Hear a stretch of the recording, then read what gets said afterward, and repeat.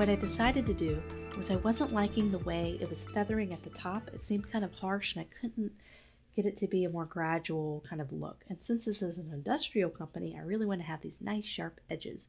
So I decided to go back. I went to my appearance panel and I deleted the feathering, and I went back to my transparency and took off the blending mode, made it normal. So I basically brought back the original photo, exactly how it was. And I just have a box here. I'm going to crop it. So I'm going to make a box and crop it right about here.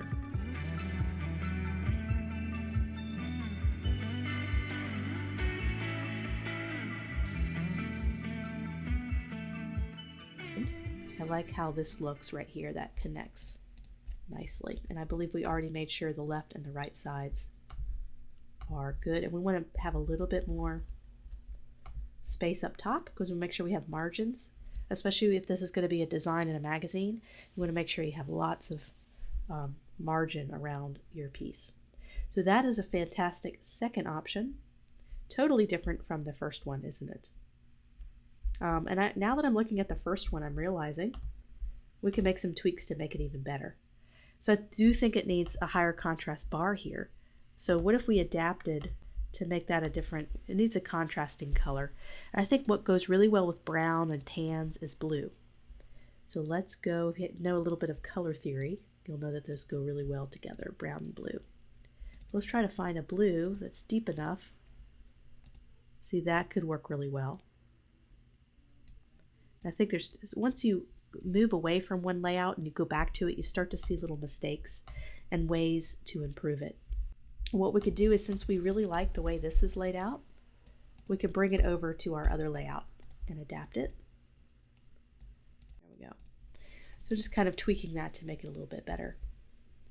So we can make this a little bit bigger, try to find the right balance, maybe do a drop shadow on that. So I'm just going to go to Effect, Stylize, and Drop Shadow.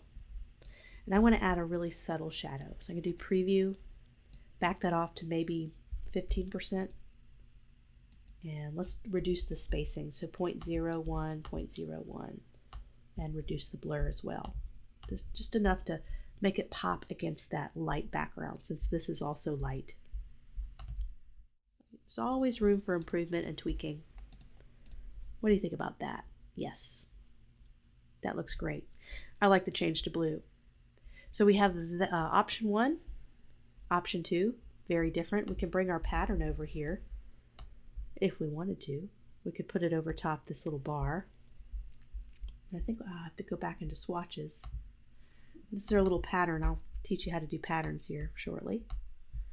Have our little pattern here. I'm going to make it white. Boop, and save it. We'll go over this in a little bit.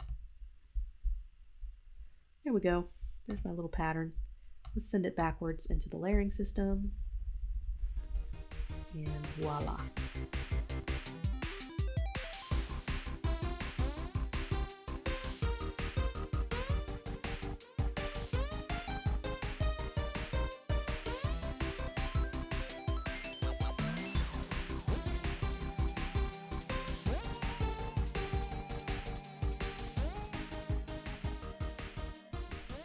Okay, so let's do one final layout. Let's make this one a little bit more detailed and complicated.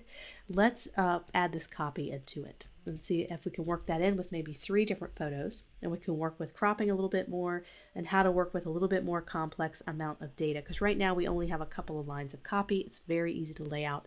But when you start to add more information that needs to be read, it starts to get more complicated. So I want to do one more layout that incorporates more information that you have to somehow make readable, professional, and clean.